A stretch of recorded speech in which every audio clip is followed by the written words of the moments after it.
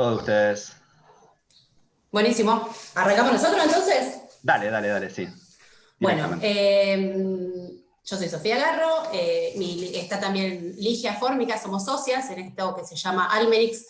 Almerix es una empresa, una consultora pequeña que nos dedicamos a todo lo que es referente a cambio climático. Hacemos huella de carbono, plan de acción climático, estamos trabajando con proyectos de compensación, medimos bosques, medimos ganadería, medimos distintas cuestiones. Yo soy de base ingeniería en sistemas, programadora Java, era compañera de Sergio, y todo surgió porque estuvimos charlando con Sergio, bueno, y me comentó esto de que en Lenio tenían este tipo de iniciativas muy copadas, así que bueno, acá estamos contando un poquito todo este tema de cambio climático. Nosotros estamos todos, me parece que ustedes deben estar en la misma que nosotros, cansados de los webinars y los seminarios donde pasan diapositivos uno atrás de otro y una persona hablando. Entonces la idea es hacerlo lo más interactivo posible. Nosotros sí preparamos diapositivas, o sea, perdón, no nos fuimos de eso. Preparamos unas diapositivas, pero con el objetivo de tirar información que sirva para después charlar del tema, qué les queda, qué inquietudes, qué piensan. Bueno, la idea es eso, tirar temas para ir avanzando. Nosotros estamos con esta propuesta desde el 2013, en aquel entonces, bueno, acá hay gente de distintos países, tal vez las realidades sean distintas, pero acá en Argentina, en 2013, abrir una consultora de cambio climático era una especie de locura, porque obviamente hasta el día de hoy sigue siendo una cuestión voluntaria, porque era una problemática que la gente no la veía, y porque, bueno, había otras urgencias. Así que, sin seguir avanzando en esto, yo lo que quiero es compartir la pantalla. En cualquier momento, si ustedes quieren deshabilitar, habilitar, digamos, sus micrófonos y hacer alguna pregunta, consulta, no hay problema. La idea es ir avanzando en esto, ir anotándonos preguntas y hablarlo al final, pero si alguien quiere en algún momento hacer alguna acotación o lo que sea, bienvenido sea. Ahora, ¿cómo te paso? Bueno, acá estamos nosotras dos. Yo soy ingeniera en sistemas, como les contaba. Ligia es ingeniera ambiental. Somos socias, y acá estamos las dos para charlar con ustedes. La idea es hacer una breve introducción al cambio climático, muy chiquita, estamos hablando de 1 o 2 diapositivas, es muy poco. La idea es hablar qué está pasando a nivel nacional. Cuando hablamos de nacional hablamos de Argentina, y a nivel internacional, qué es la huella de carbono, que es nuestra principal herramienta, lo que nosotros usamos para trabajar, y después que hablemos, y que cualquier inquietud podamos charlarla. Bueno, ¿qué es el cambio climático? Es un aumento en la concentración de gases de efecto invernadero en la atmósfera. ¿Esto qué pasa? Durante milenios y milenios, el carbono se fue concentrando en las capas de la Tierra, creando lo que conocemos como los combustibles fósiles, originarios, o sea, basados en el petróleo. Petróleo, carbón, gas natural y demás. La quema de todos estos combustibles hizo que la cantidad de gases de efecto invernadero, que son gases que están en la atmósfera, empezaron a aumentar. Esos gases atrapan la radiación solar y la dejan en la atmósfera, evitan que se vuelva. Esa es básicamente, a grandes rasgos, qué es el calentamiento global y qué genera el cambio climático. Hoy en día ya vemos un montón, o sea, esto ya no es algo a futuro, no estamos haciendo futurología, sino que existe, que hay un montón de ecosistemas que están degradados o que se han destruido. Propagación de enfermedades, bueno, antes hablábamos del dengue, ahora podemos hablar de otro tipo de enfermedades también. El tema de las inundaciones y las sequías, o sea, por otro lado, tenemos un cambio en el patrón del clima, es decir, eventos meteorológicos mucho más fuertes, provocando el cambio en cómo se dan las lluvias, lluvias muy fuertes en muy poco tiempo en determinadas zonas, y ausencia de lluvias en otras. O sea, tenemos inundaciones por un lado y sequías que impactan directamente en la producción de alimentos, por ejemplo. Bueno, aumento del nivel del mar, esto es un tema bastante importante, temperaturas extremas y especies en extinción. Y sin irnos demasiado, esto es acá lo que se muestra es la ciencia del clima, es decir, datos del clima hay de miles de años atrás.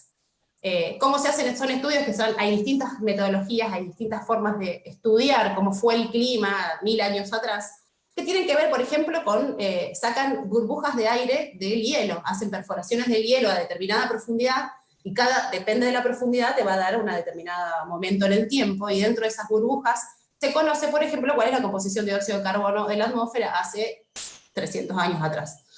Si nosotros vemos la información que ya hay, información científica, en la imagen de la izquierda, se ve que el nivel del mar en azul, la concentración de dióxido de carbono en la atmósfera en verde, y la temperatura media en rojo, siguen el mismo patrón. Es bastante claro que hay un poquito de corrimiento, digamos, en las curvas, pero que claramente se correlacionan.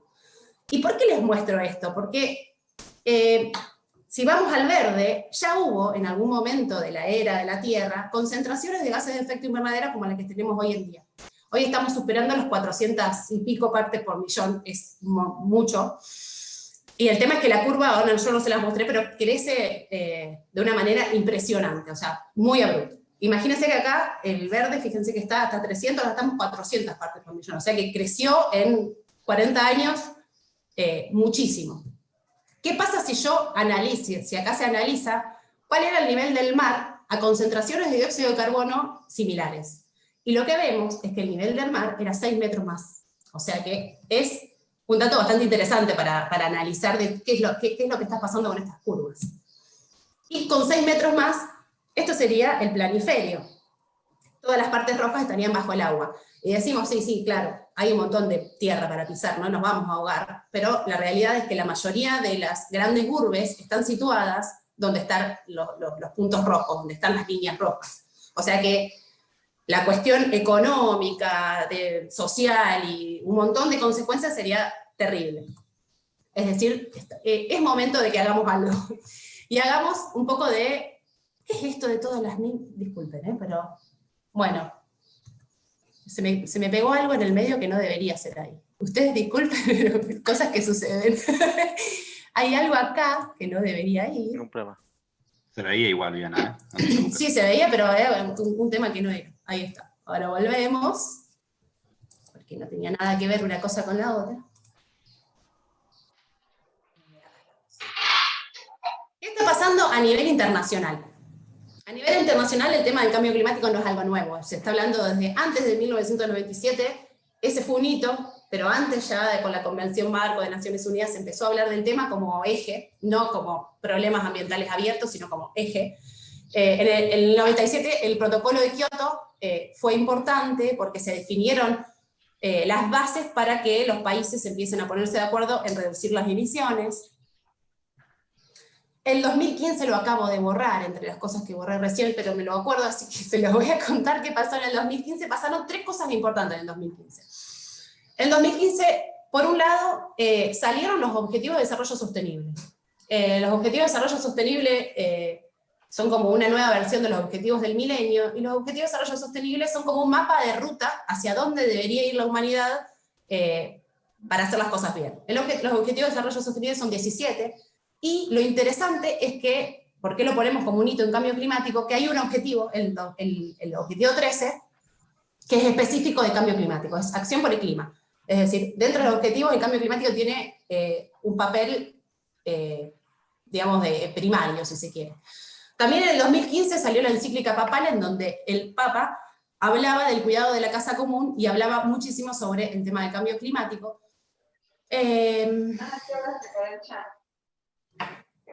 Dije, se me acordar, había otro punto más importante. El Acuerdo de París. Ah, bueno, eso es importantísimo. En 2015, uno de los principales hitos fue el Acuerdo de París. El Acuerdo de París es una evolución del Protocolo de Kioto, y en el Acuerdo de París se firman, 167 países firman compromisos puntuales de reducción de emisiones. Es decir, cómo van a medir, eso ya se sabía, y cómo van a hacer, qué acciones van a tomar para reducir las emisiones de gases de efecto invernadero. La idea de lo que salió acá en el protocolo, en el Acuerdo de París, es tratar de no superar los 2 grados de calentamiento global. Es decir, fíjense que ya estamos hablando de que el calentamiento global va a suceder, tratemos de limitar las emisiones para no superar los 2 grados. Es muy ambicioso no superar los 2 grados, porque siguiendo con business as usual, digamos, si nosotros seguimos la curva, es muy probable que en el 2050, en el 2100, que son todas las predicciones, lleguemos hasta, hay escenarios que dicen hasta 4 o 6 grados de calentamiento global, o sea que es muchísimo. Entonces, acá en el Acuerdo de París dice, bueno, hagamos todos los esfuerzos para no llegar a los 2 grados de calentamiento, haciendo lo mejor que podamos para no superar el 1.5. Pero el 1.5 era ya un objetivo como de máxima, era como imposible.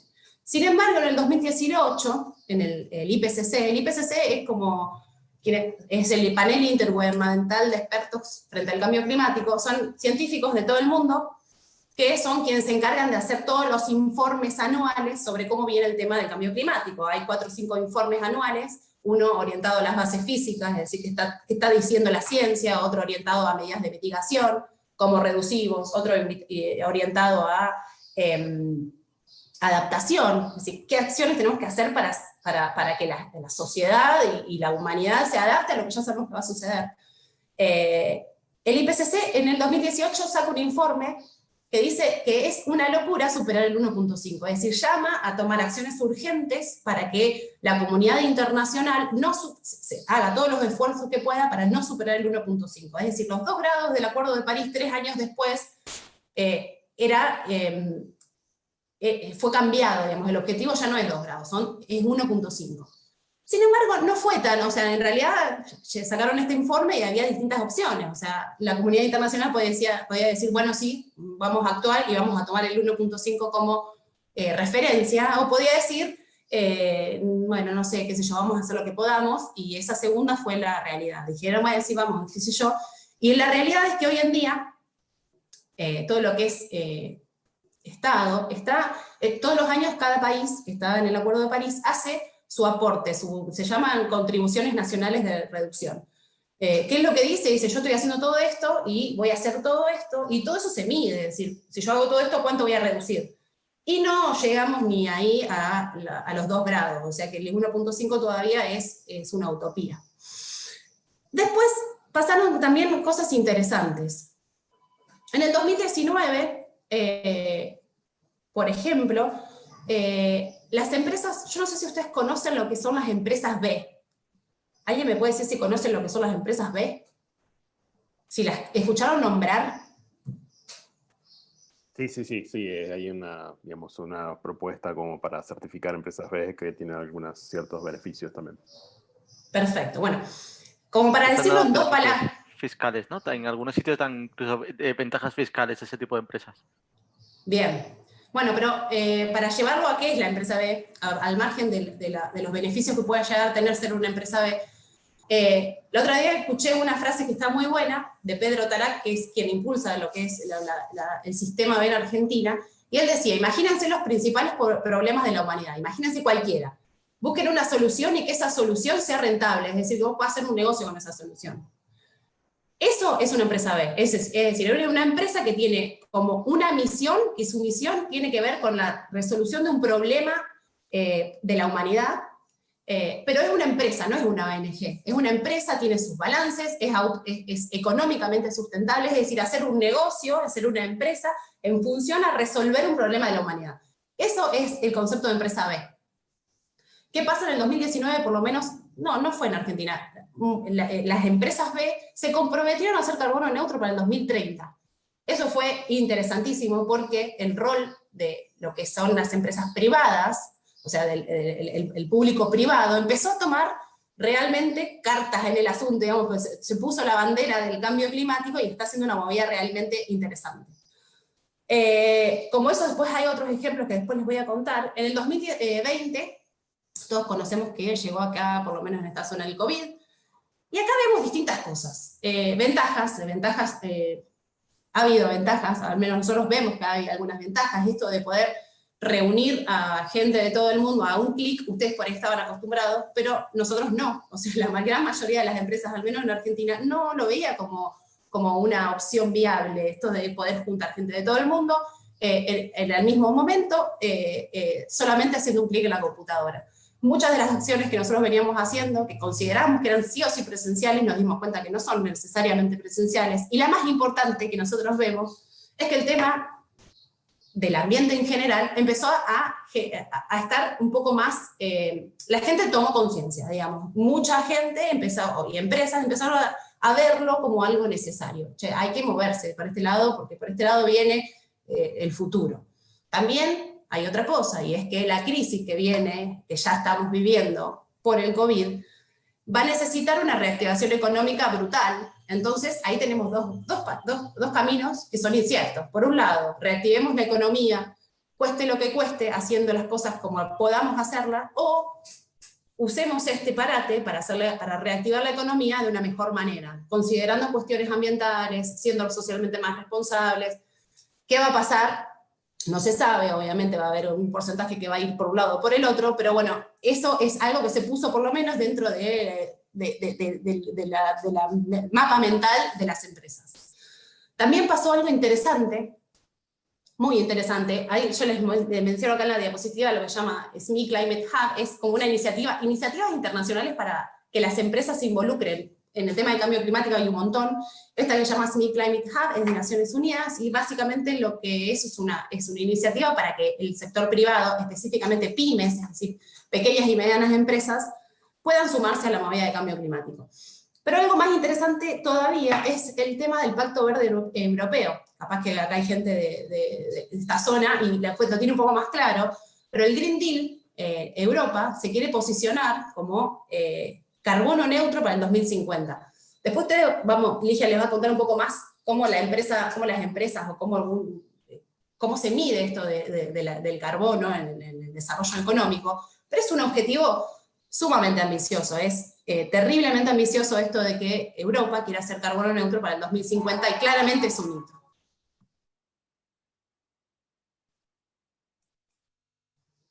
Acá esto es de la Fundación Vida Silvestre, de World Wide Foundation, lo que es más o menos un mapa donde dice qué pasaría si en lugar de 1,5 llegamos a los 2 grados de calentamiento, y las consecuencias son realmente importantes. O sea, hay pero muchísimas cuestiones que realmente hay que considerar en cuanto a especies, al clima extremo, la disponibilidad de agua, al estar de las personas, al aumento del nivel del mar, de los océanos y demás. Y a nivel nacional, perdón, pero acá yo estoy hablando de Argentina. Acá ya les conté, ¿qué pasa? Las empresas B se pusieron la bandera. A nivel nacional, por lo menos en Argentina y la mayoría de los países, existen los inventarios nacionales. Cada país, cada 2 años, al menos acá, se recalcula el inventario de gases de efecto invernadero. Se consideran todas las emisiones de la dinámica del país, desde el consumo de energía el consumo eléctrico, qué pasa con las industrias, qué pasa con la ganadería, con la agricultura y con los bosques. Y acá en Argentina particularmente está el programa argentino de carbono neutro. Yo no sé si detenerme demasiado, pero el programa argentino de carbono neutro, mirando lo que está pasando en Europa, ¿qué dice? Vamos a prepararnos para todo lo que nosotros exportamos pueda tener una huella de carbono y idealmente que sea neutra. Entonces es un programa que está impulsado por las bolsas de comercios del país. Acá son 7 más o menos las que están involucradas, que lo que están desarrollando son metodologías que ya existen, pero la están ayornando a lo que es el desarrollo en Argentina, la actividad ganadero y agrícola en Argentina, para poder medir y considerar cuestiones bien específicas del país. Li, te dejo a vos para que hablemos de un poquito de cómo es el tema de la huella de carbono. Dale, bárbaro. Lo que sí vos me va a tener que ir pasando, así que yo te voy avisando. Dale, Li. Bueno, acá dejamos esta frase de Kelvin, un físico británico, si no me equivoco, con esta idea un poco de la mejora continua, ¿no? Y que para lograr y para ir hacia esa mejora continua necesitamos conocer desde dónde estamos parados. Y para conocer desde dónde estamos parados tenemos que tener mediciones, métricas, si no es imposible poder proyectar hacia dónde queremos ir. Entonces, si me pasás, Sofi, la huella de carbono un poco es eso, es ese indicador que nos va a servir a nosotros para medir el impacto que tiene, por ejemplo, una organización en el cambio climático. Ese impacto en realidad lo podemos medir para una organización, para una persona, para un evento, para un territorio, como contaba recién Sofi, acerca de los inventarios nacionales o provinciales. Uno mide la cantidad de gases de efecto invernadero que, como les decía antes, depende del alcance que tenga mi estudio, las emisiones que se generan al ambiente. ¿Cuáles son esos gases de efecto invernadero? Hay muchísimos. son muchísimos los gases, hay listas bastante largas. El más conocido, porque es el más abundante, el que más se emite en cantidad, es el dióxido de carbono. En las metodologías que se usan internacionalmente, estos 6 que están ahí en la pantalla son los principales, por esto de las cantidades en las que se emiten. El metano, bueno, el óxido nitroso, son, para que tengan una idea, no queremos meternos en tanto detalle, ¿no? Pero bueno, estos son los principales gases que uno tiene que medir, identificar, a la hora de hacer el cálculo de la huella de carbono. Pásame la que sigue eso. Li, Sí. no sé si después más adelante está, pero está bueno explicar que la huella de carbono se llama huella de carbono porque todo se termina llevando a dióxido de carbono equivalente. O sea, ya que tenemos los gases acá, explicar que cada uno tiene distinto potencial de calentamiento y todo se lleva a lo que es carbono, y por eso se llama dióxido de carbono. Pero a vos te sale más lindo explicar eso. Bueno, básicamente los distintos gases tienen un poder de retención de calor diferente, ¿sí? Algunos absorben, retienen más calor que otros. Entonces, es como bastante engorroso cuando uno quiere explicar el impacto, de decir, no, yo emito tantas toneladas de metano, emito tantas toneladas de dióxido de carbono, y imagínate que de todos los gases que se emiten, si uno tuviera que hacer eso, como que es difícil de interpretar ese resultado. Entonces, lo que se hace, como acá decía Sofi, es llevar todo a una única unidad para unificar y poder interpretarlo más fácilmente. Entonces, cada gas tiene un potencial de calentamiento, esto que les explicaba yo recién de la cantidad de calor que retiene cada gas, y se lo relaciona al dióxido de carbono. Entonces, nosotros decimos, bueno, el dióxido de carbono tiene su valor su potencial de calentamiento es 1. El metano retiene 24 veces más de calor que el dióxido de carbono. Entonces, si yo sé que emití 1 tonelada de metano, significa que emití 24 toneladas de dióxido de carbono equivalente, ¿sí? O sea, lo que hago es llevarlo a una unidad común, unificarlo, para poder interpretar más fácilmente, digamos, el impacto. Tal cual, y hay gases, por ejemplo, el halofluorocarbono y el perfluorocarbono, que son gases que se emiten en muy, muy pequeña cantidad, son los gases que se usan en los aire acondicionados, que se usan en los equipos de plantas industriales para refrigerar.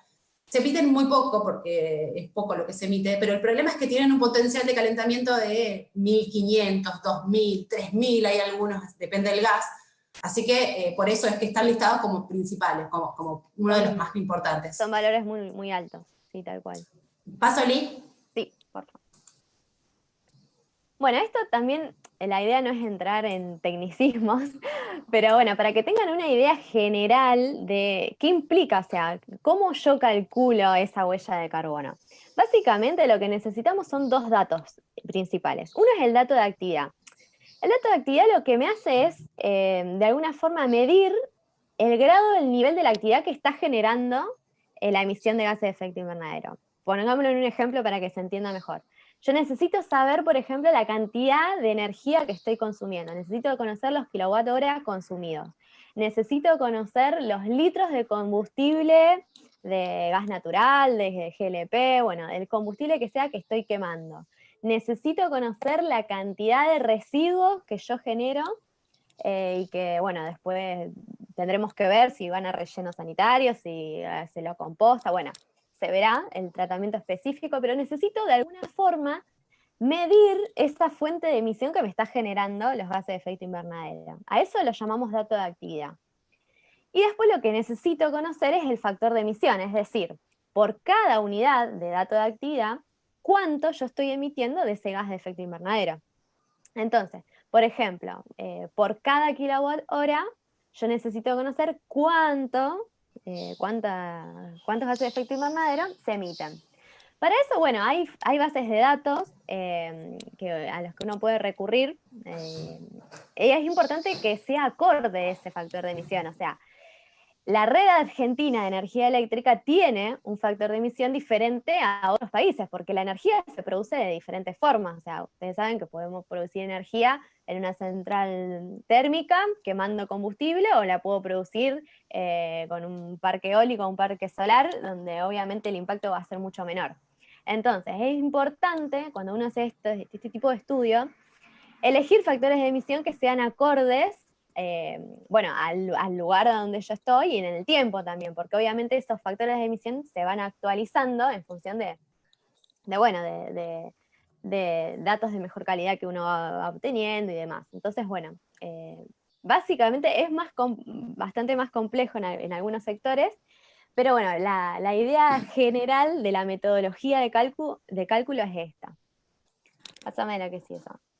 Bueno, y esto, siempre nosotros hacemos hincapié en esto, porque a veces uno piensa que solamente voy a tener un impacto en el cambio climático si soy una multinacional y tengo 15 chimeneas tirando gases, emitiendo gases a montones. Y en realidad, sí, obviamente, probablemente el impacto sea mayor en ese caso, pero todos, absolutamente todos, hasta nosotros como personas individuales, tenemos un impacto en el cambio climático. Repito, lo que va a variar es la magnitud de ese impacto, pero el impacto va a existir. Entonces, cualquier empresa, cualquier sea el tamaño, tengan 10 empleados o tenga 500,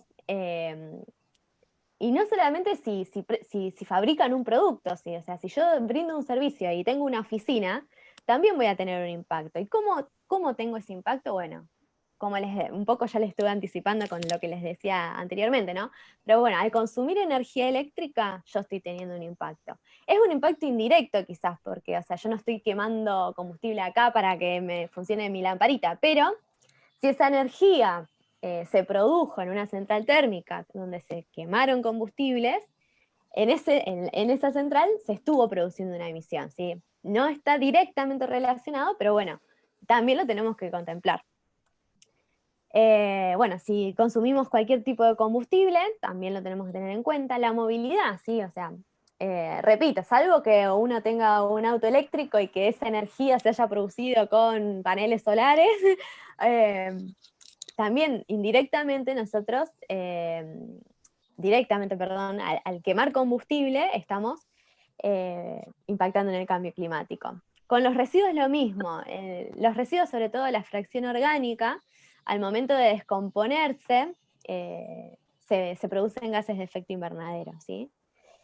Y bueno, los proveedores también los incluimos acá un poco pensando más ampliamente en toda la cadena, ¿no? Que nosotros, eligiendo también a nuestros proveedores, también tenemos un impacto. No es lo mismo que nosotros tengamos como aliados otras empresas que estén alineadas con nosotros justamente en la filosofía de trabajar lo que es cambio climático y trabajar para minimizar el impacto en el cambio climático, que otro proveedor que no, ¿sí? O sea, la importancia de buscar aliados, y si no, si mis proveedores, o no tengo otro proveedor que sí esté alineado a mi filosofía, a mis políticas ambientales, contagiarlo, ¿sí? Esa también es la idea, ¿no? Bueno, y un poco para ver cómo es todo el camino a seguir.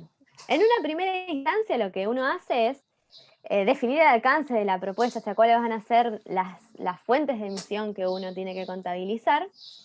Y una vez identificadas esas fuentes, tenemos que relevar datos, estos datos que yo les contaba antes para hacer el cálculo de la huella.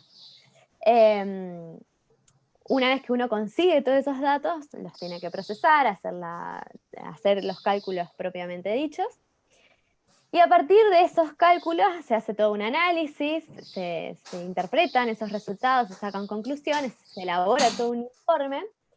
Y la parte más interesante es la última, que es la elaboración del plan de acción. O sea, uno lo que hace con el cálculo de la huella de carbono es una especie de diagnóstico, ¿sí? O sea, es conocer sobre dónde estoy parado yo, para justamente un poco relacionado a lo que les dije en la primera diapositiva, para pensar hacia dónde quiero ir. O sea, mi plan de acción es justamente yo qué voy a hacer, qué acciones tengo que hacer, qué acciones, plantearme mis objetivos y ver qué acciones voy a tomar para alcanzar esos objetivos, ¿sí? ¿Qué recursos voy a tener que destinar? ¿A qué personas voy a tener que involucrar? ¿Sí? Implica, bueno, hilar bastante fino para justamente llegar a esos objetivos y minimizar de esa forma el impacto que bueno, la organización o la persona o el territorio tiene en el cambio climático.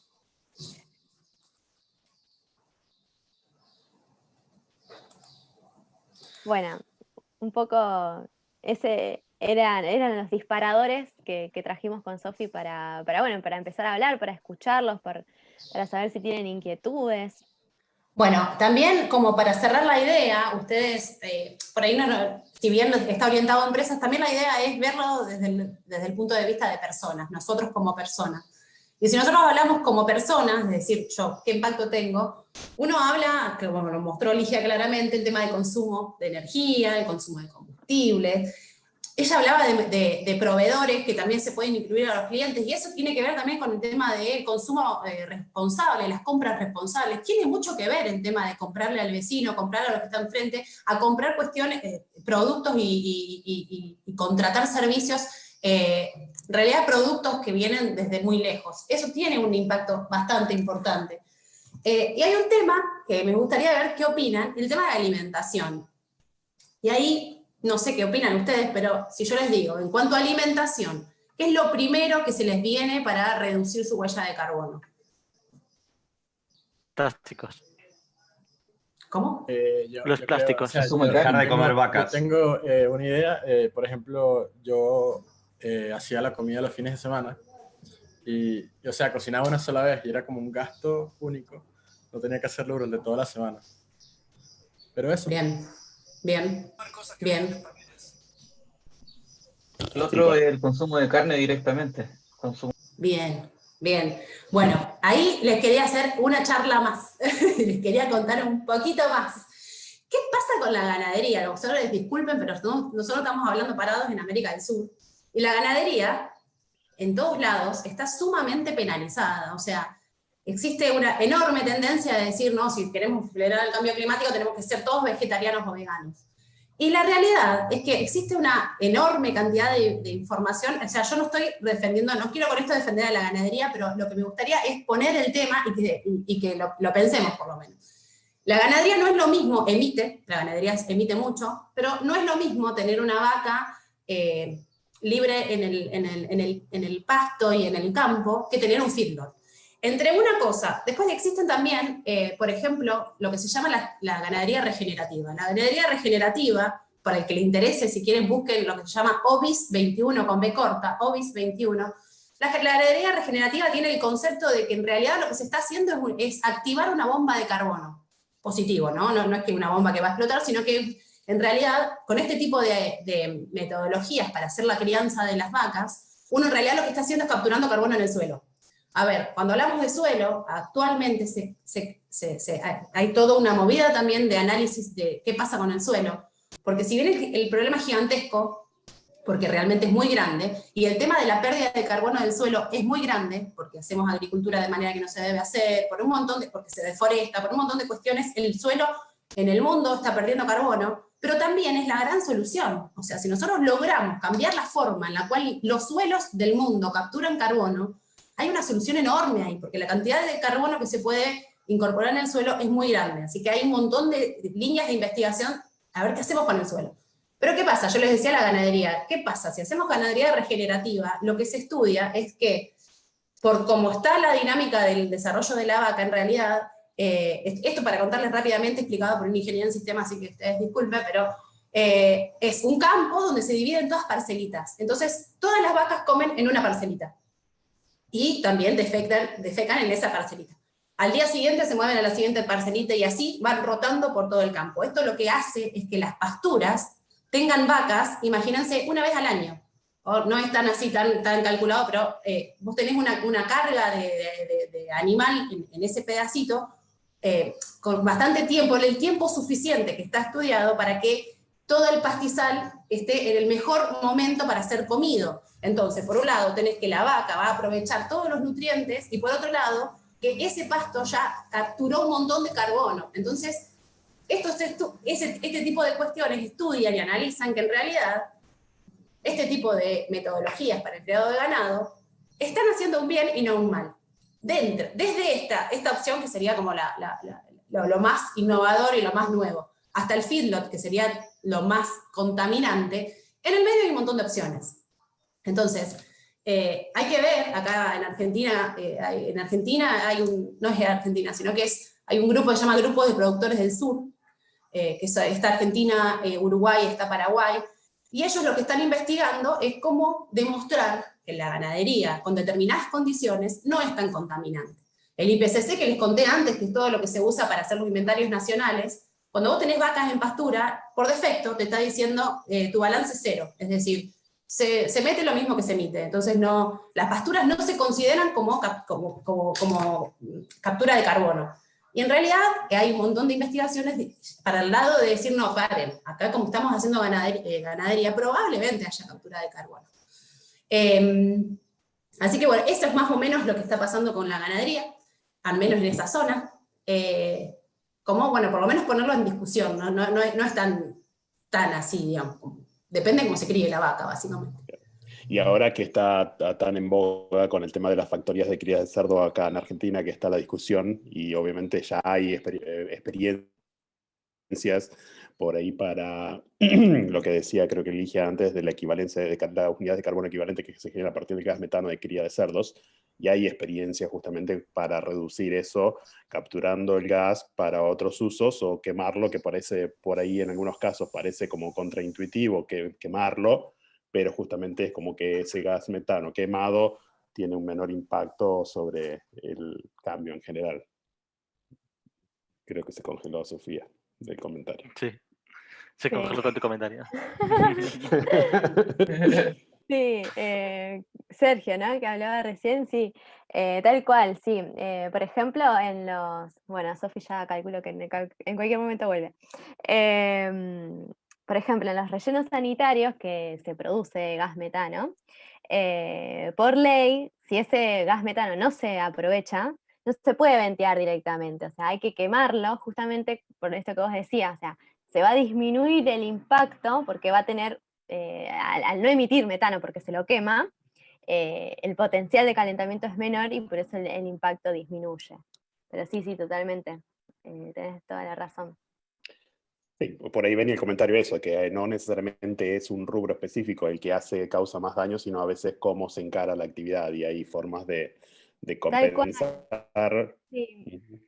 Un poco relacionado a esto que decía Sofía, a veces, no por criticar, pero muchas veces hay ciertos movimientos ambientalistas, a ver, yo soy ingeniera ambiental, o sea, soy re pro ambiente, pero se condenan ciertas actividades y en realidad la cuestión por ahí no está en dejar de realizar una actividad, sino ver cómo se gestiona esa actividad y hacer y trabajar para que el impacto sea el menor posible, ¿no? No politizarlo. Exactamente, sí. O sea, tratar de por ahí no dejar llevarnos por ciertas banderas, que está buenísimo tener esas banderas, pero bueno, también ser un poco frío, como decía Sofi, y escuchar todas las voces y debatir realmente, y bueno, ver realmente cuál es la mejor solución y cómo llevarlo adelante, ¿no? Una pregunta, hablando Sí. justo de eso. Hay algunas iniciativas, creo que Islandia es el país que lo está llevando más a cabo, que es enterrar el CO2 en la propia tierra, en roca caliza, si no recuerdo mal. ¿Cuál es la opinión formada con respecto a esto? Pues yo evidentemente lo leo, pero no sé si es una buena idea, una mala idea, una regular idea, etc. Mira, son, como te decía, van surgiendo en el mundo, se van tratando de buscar soluciones ante esta problemática, porque bueno, como decía Sofía, o sea, la movida se viene bastante, mucho más pesada, ¿no? O sea, con todos estos hitos que comentaba Sofía al principio de la presentación a nivel mundial, y los países están buscando las formas de reducir este impacto y de ver... esto me parece sumamente importante, no solamente dejar de emitir, que es importante dejar de emitir, pero también, bueno, lo que hemos emitido, ¿cómo lo podemos reincorporar al suelo bueno, a través de la reforestación, pero bueno, también están apareciendo, como vos comentabas, estas formas alternativas. Yo sinceramente no te podría decir cuán efectivo puede ser esto, cuán viable puede ser esto también. Pero bueno, me parece sumamente valioso que se esté trabajando en esto y que bueno, que se investigue, porque es la forma hay que innovar, hay que buscar alternativas. Después, bueno, se verá cuán viable puede ser y bueno, cuán efectivo puede ser. Pero bueno, sí, yo celebro que se trabaje en esto y que se estén buscando otras alternativas. Perdón, me caí. ¿De qué están hablando? ¿De la captura de carbono? Me caí, perdón. Como comentaba en Islandia, creo que sí, como decía, que se están haciendo estas pruebas de incorporar carbono a la tierra, a las rocas madre. Sí. Sí, hay un montón de estudios de esto de cómo recuperar y volver el carbono al suelo, bueno, las capas de la tierra, y hoy actualmente lo que más se usa es la forestación. Sí. Él me preguntaba de cuál era mi opinión al respecto, y yo decía que yo celebro que se investigue y que se trabaje, ¿no? Porque si bien tenemos que trabajar en no emitir, es importante esto de capturar y de sacar de la atmósfera dióxido de carbono, pero bueno, la verdad que no sé realmente cuán efectivo, cuán viable es esto de incorporar carbono. No sé vos, Sofi, si sabes algo. No, hasta lo que se sabe, o sea, hasta lo que sé yo al menos, perdón, Mati, ¿vos querías decir algo? Estás muteado, Mati. Perdón, justo con lo que estaban hablando de lo que mostraste, de que, digamos, parece ser que con acuerdos internacionales está muy difícil, digamos, que se llegue, digamos, dado las curvas como están haciendo. Digamos, dejar de emitir, dado la crisis que vamos a tener, dada la cantidad de gente que va a tener hambre y el desplazamiento y todo lo que va a pasar.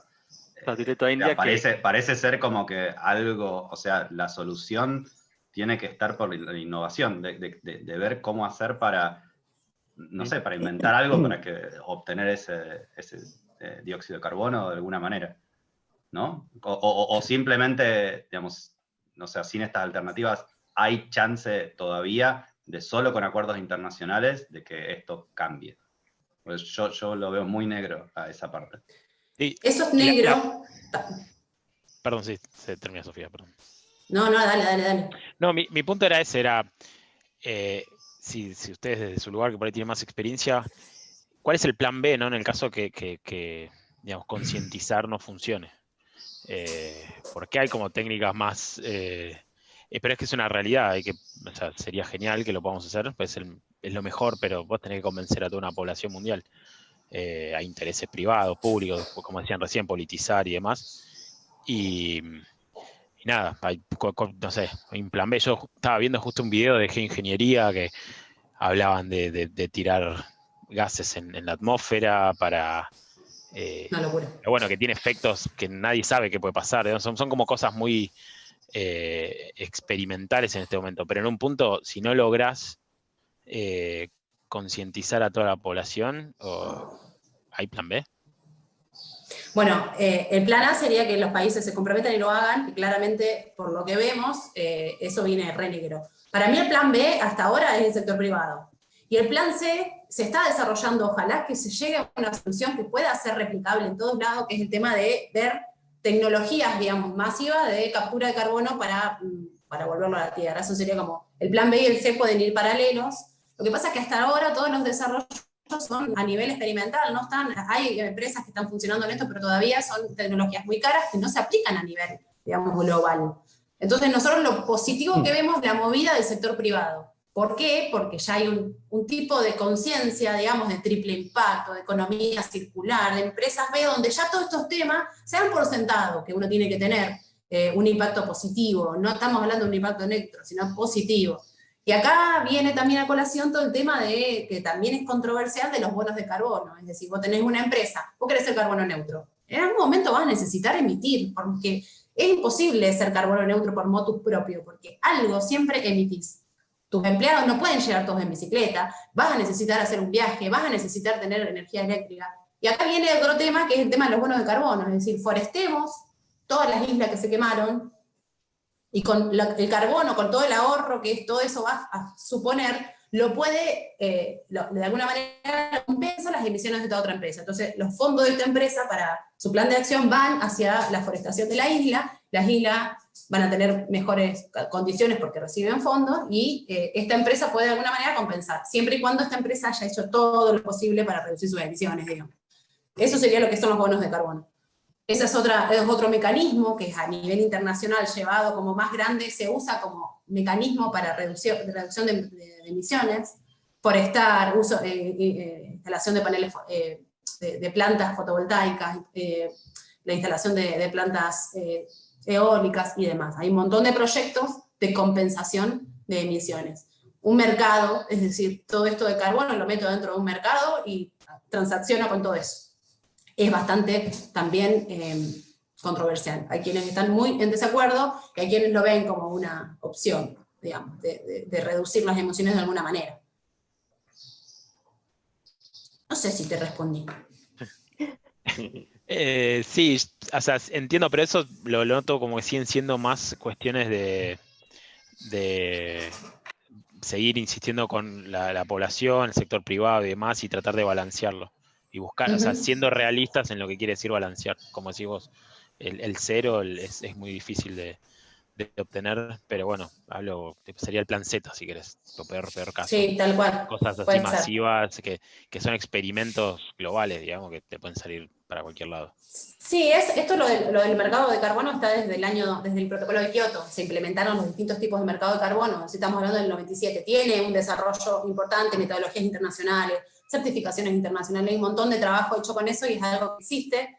Lo que pasa es que el cambio climático a nivel internacional está tan manoseado, porque no resuelven, porque siguen dando vueltas, porque no se comprometen, que también los mercados de carbono internacionales están manoseados también, porque una consecuencia de lo primero. Yo veo positivo también el tema del Green Deal europeo, porque eso implica, o sea, si sigue, hasta ahora, lo último que estuve leyendo sigue es muy firme, pero vos imagínate lo que implica eso, implica que todo lo que entre a Europa tiene que ser carbono neutro, todo lo que haga Europa tiene que ser carbono neutro, o sea, es enorme el desafío, es gigantesco, y eso puede llegar a ser también un salvataje, un salvavidas, digamos, al planeta también. Así que bueno, qué sé yo, está todo así, por eso está bueno charlar del tema, porque está todo en paralelo y viendo qué está pasando y cómo se desarrollan las soluciones, y ojalá haya el plan B o C de meter carbono en el suelo que sirva, y que se pueda replicar en todo el mundo. Sí.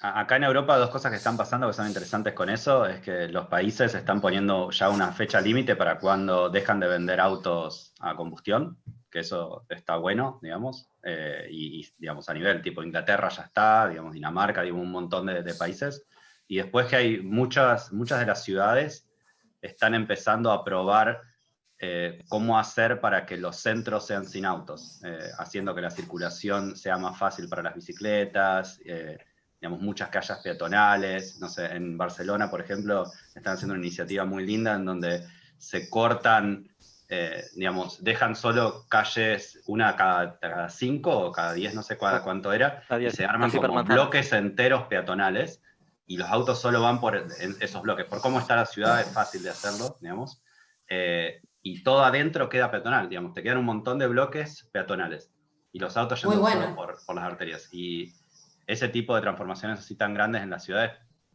también puede ayudar. Eso son las hipermanzanas, sí, claro. Oh, perdón. Sí. No, dale. No iba a decir que esas son las hipermanzanas y funcionan muy bien. El problema es que Barcelona es una ciudad que es idónea para eso, porque si tú ves el mapa municipal de Barcelona desde arriba, ves que son todo cuadrado. Entonces lo tienen, entre comillas, bastante sencillo. Y aparte lo cuento porque en Madrid intentaron hacerlo no este gobierno, sino el anterior, y las complejidades cuando no tienes ese orden urbanístico empiezan a multiplicarse exponencialmente. Igual ese orden urbano está bien ligado en Latinoamérica, como en varias partes de Latinoamérica, por la influencia española, es muy parecida a esa zona, entonces igual sería bueno poder implementarlo por estos lados. Vamos a probar en La Plata a ver qué pasa. Con toda la No, y diagonal que hay tengo en la una pregunta plata, más. es complicadísimo. Tengo una Super pregunta. triángulos van a ser. Claro, triángulos van a ser, claro. ¿Tienen idea de todo el tema del COVID y el haber salido de las ciudades y el trabajo remoto y demás, qué impacto tuvo en la emisión de carbono? ¿Hay No. números ya a esta altura? No, yo no sé, Ligia, si vos leíste algo, pero la verdad es que números así que vos digas, informes científicos o papers donde se muestre seriamente ese análisis, no he encontrado todavía.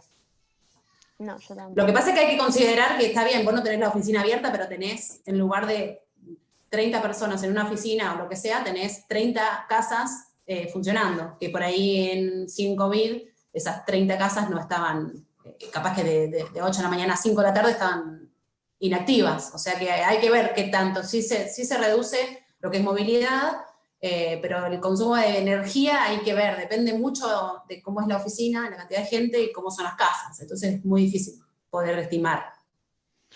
Y por ahí había algunas imágenes, obviamente es nada científico, de cómo por la caída de la actividad industrial, había tenido un impacto positivo sobre al menos la calidad del aire. Pero bueno, eso obviamente es temporario, no hay, es como vos decías al principio, cuando se empiece a reactivar la economía, ¿para dónde va? A métodos tradicionales, incluso tal vez con la intención de activarlos, teniendo un mayor impacto aún, o tratar de buscar estrategias como para reducir ese impacto cuando se empiecen a reactivar las cosas. Sí, tal cual, imágenes y cuestiones y información sobre cómo se mejoró la calidad del aire, cómo yo creo que todos han visto al principio de la pandemia fotos de cómo los animales volvían a las ciudades, volvían como lo que capaz que era su hábitat normal. Todo eso sí, hay información de cómo mejoró la calidad de aire en distintas urbes, sí, pero eso tiene que ver con el transporte directamente. Ahora, ¿qué pasa con las oficinas? Y bueno, no, tanto no. Pero yo calculo que lo que pasa es que se descentraliza un poco, por ejemplo, la calidad de aire en las grandes ciudades. Ya no tenés tanta gente ingresando, ni circulando, ni oficinas andando, ni autos y demás. Entonces, quizás el consumo se mantiene o la emisión, solo que se dispersa un poco más.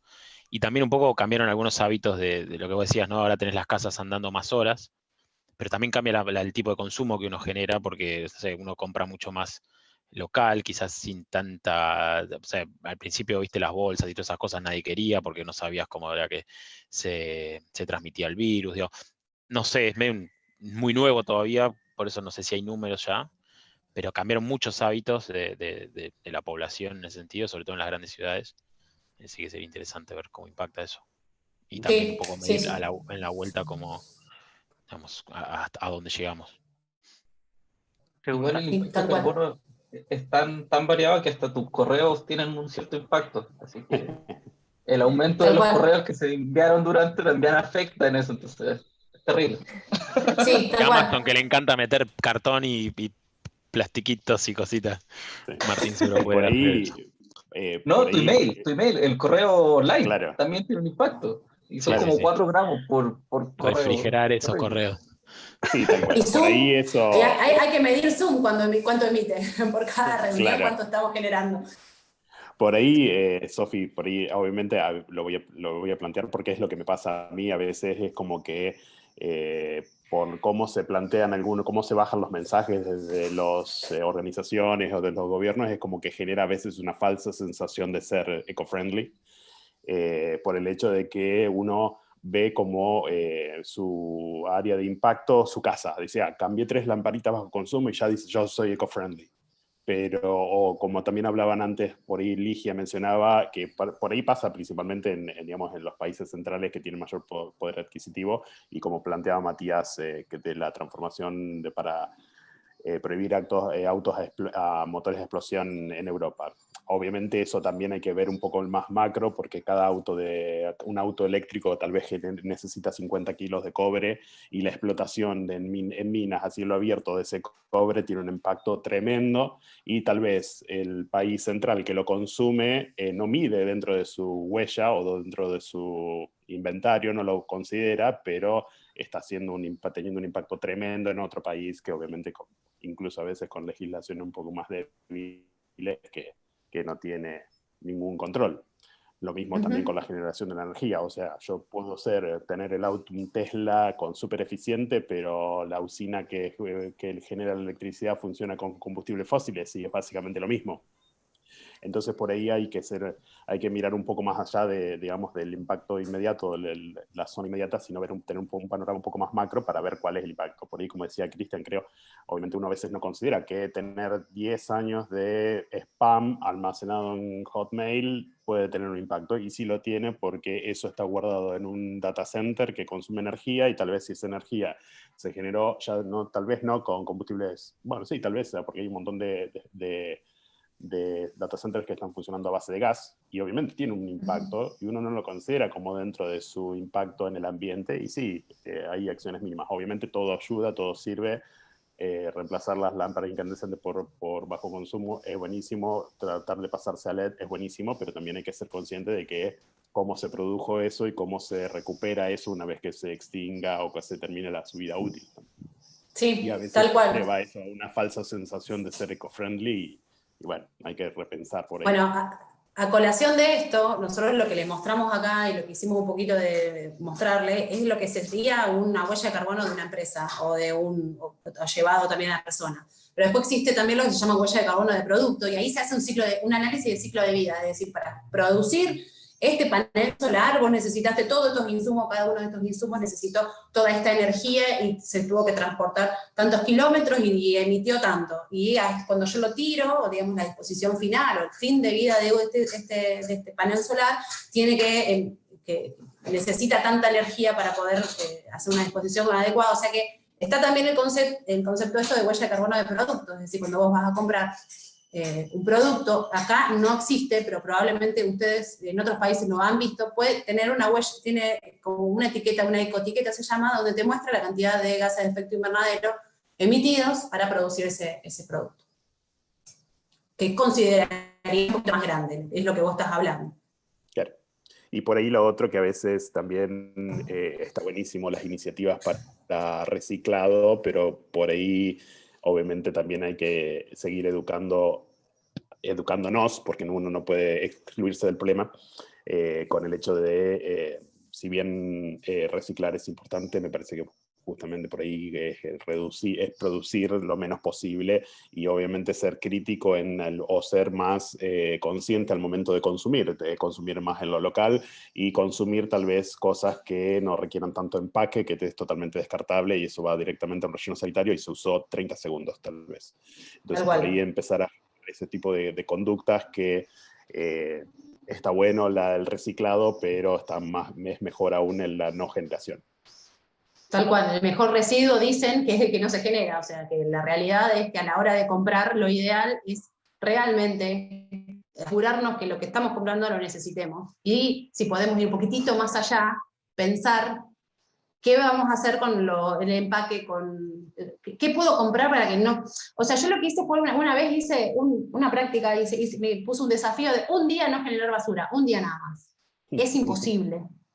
Es imposible, pero no tengo producto, no tengo forma de comprar unos fideos, bueno, no sé lo que sea, todo viene con empaque, con empaque plástico, es muy difícil. Entonces ahí te pones a pensar, ¿dónde puedo comprar las cosas para no generar nada? Un día nada más, pónganse como desafío un día no generar basura. Y eso que nosotros hacemos compost acá en casa, es decir, todo lo que es orgánico, va a la tierra se remueve, tenemos todo lo que es orgánico, lo plástico lo llevamos, tenemos un montón de acciones. Igual así, no generar basura por un día nos resultó imposible. Así que es como que te abre un poquito empezar a pensar, consumir distinto. El shampoo, la crema de enjuague, nosotros somos 5 en la familia, empezamos a comprar en sólido. Bueno, no sé, hay un montón de acciones que voy a decir, bueno, esto por ahí sí cambia, porque yo tiraba un coso de crema de enjuague y uno de shampoo por semana. O sea, hay un montón, busqué un montón de cosas para hacer, mis hijos tienen con eso hecho un montón de cositas en la pieza para ponerlo en la piscina y qué sé yo, pero llega un punto que ya no sabe qué más hacer, dice maceta, dice lo que vos quieras. Llega un punto donde ya no lo puedo resolver más que hacer con ese plástico.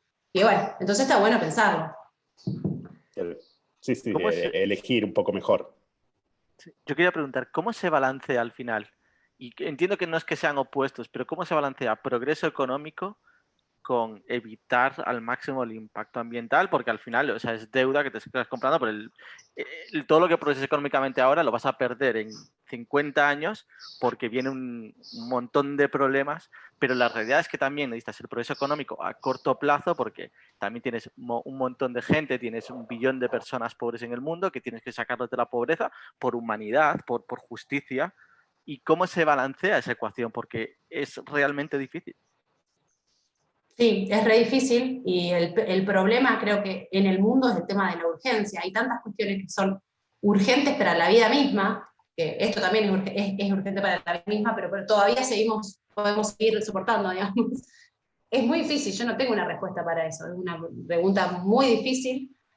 Sí, está ya, los bancos están hablando están metiendo el tema del cambio climático dentro de los riesgos. Entonces ya se empieza a cuantificar en cuanto a riesgo económico, cuánto yo no actúo ahora, pero si dentro de 50 años estamos bajo el agua, empieza a ver esa discusión, empieza por lo menos a estar en agenda esa discusión que es lento, porque muy lento, pero por lo menos empieza a verse.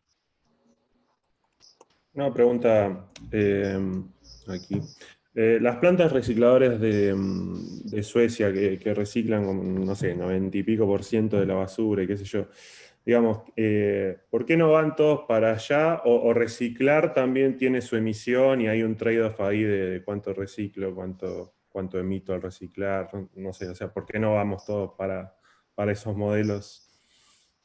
Mira, el tema es un tema en primer lugar, es un tema esas plantas son plantas modelos, son plantas espectaculares, y con todos los residuos hacen energía, o sea que cierra por todos lados, pero hay dos temas. En primer lugar, el tema del costo, que eso se puede hacer, por ejemplo, en Argentina, es una limitante, y la principal limitante es la educación, porque para que eso funcione, el residuo tiene que llegar en condiciones, y eso acá todavía, en Rosario, por ejemplo, es muy difícil. O sea, la gente no separa como debe separar, en general no separa, y los que separan, la gran mayoría separa mal, y el que separa bien, cuando ve que está mal separado, dice, ¿para qué tanto esfuerzo si total acá están haciendo cualquier cosa? Entonces hay una cuestión de educación que es primordial, por eso a nosotros nos interesa hablar de este tema, porque el tema, principalmente para que funcione una planta recicladora y genere energía y demás, tiene que estar bien el residuo, o sea, la materia prima que es el residuo tiene que estar bien separada, en buenas condiciones y determinadas cuestiones que tiene que cumplir, que acá,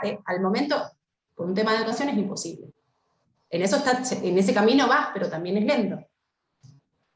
Okay. Claro, perdón, yo puedo acotar yo estoy en Santa Fe Capital y con respecto a lo que vas a decir pasa exactamente eso.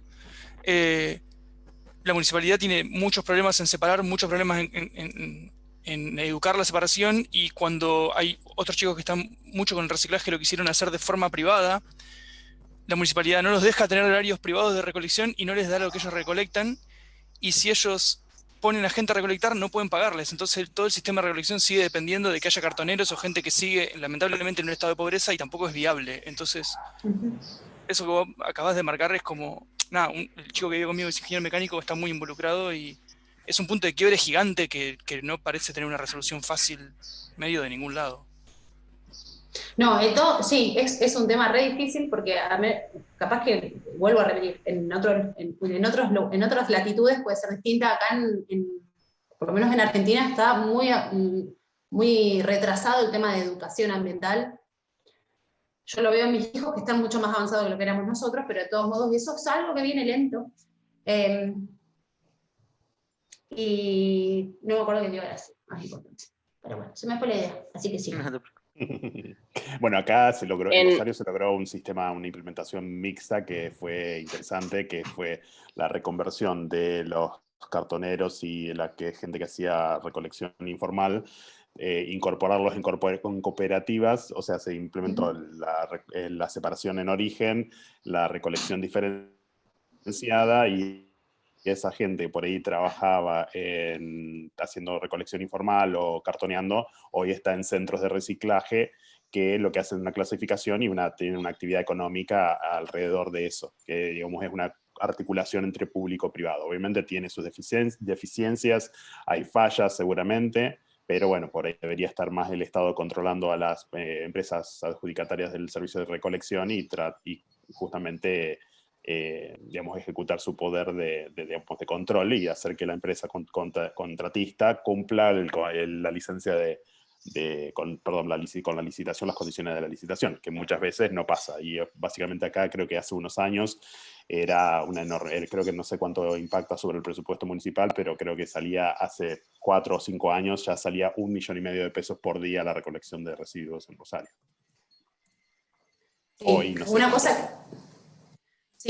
una cosa que ahí me acordé lo que les quería comentar es que yo no digo que los residuos no sean importantes, son muy importantes, porque aparte lleva la conciencia ambiental al ciudadano común. Lo único es que si nosotros miramos la matriz de emisiones mundial, es decir, si vos mirás cuáles son las principales fuentes de emisión, residuos, creo que, Ligia, no sé si vos me puedas, pero debe tener un 4 o 5% de la torta. Es decir, es una fuente de emisión que requiere muchísimo trabajo. ¿Cómo? Que no es una de las fuentes principales, digamos. No, hay otros puntos más importantes para trabajar, digamos. No significa Tal que no cual. haya que trabajarlo, ¿no? Pero... Exacto. Pero por ahí es eso, justamente tal vez es como que la que genera un cambio en las formas de producción después también.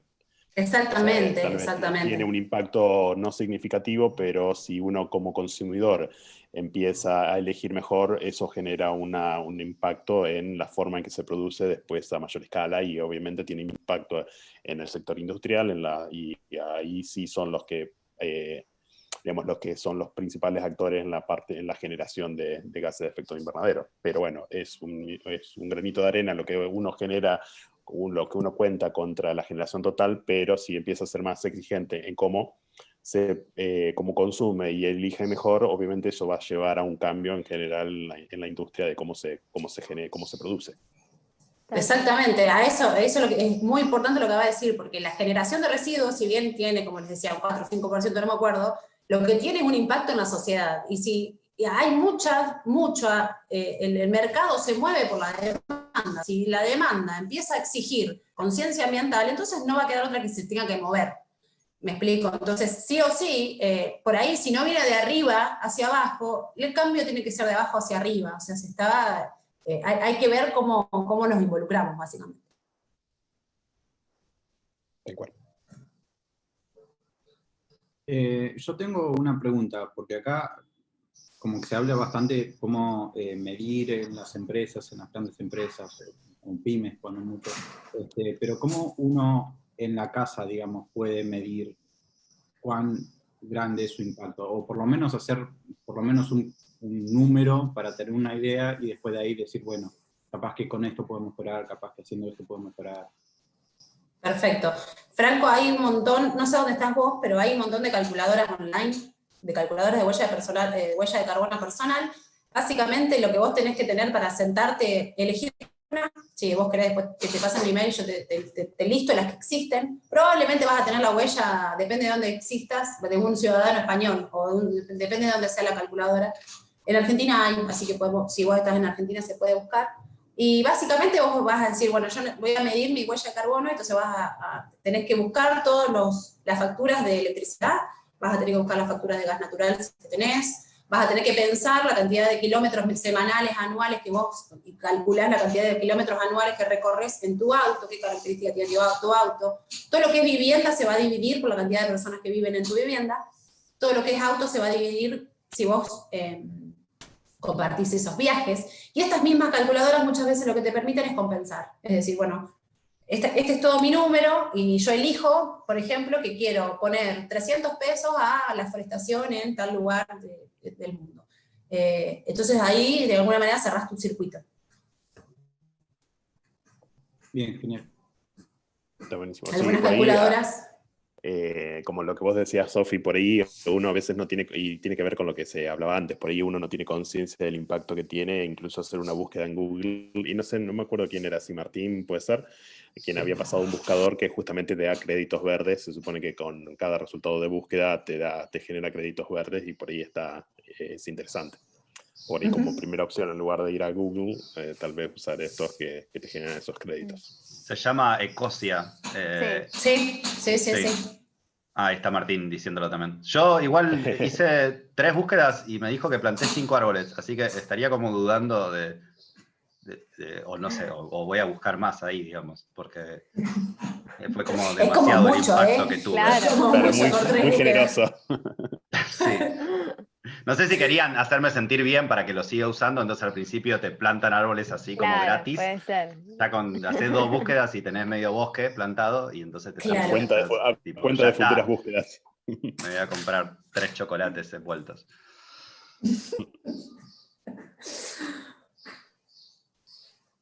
Bueno, ¿tenemos otras preguntas? ¿Alguna otra cosa para poner sobre la mesa?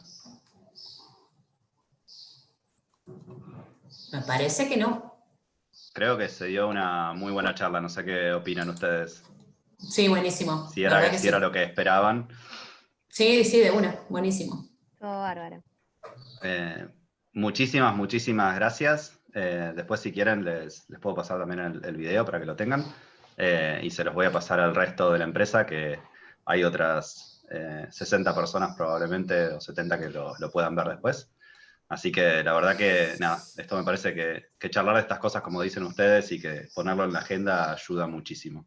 Y es lo primero que hay que hacer, más allá de que en este momento, digamos, no tenemos respuesta para qué es, digamos, cuál es la solución.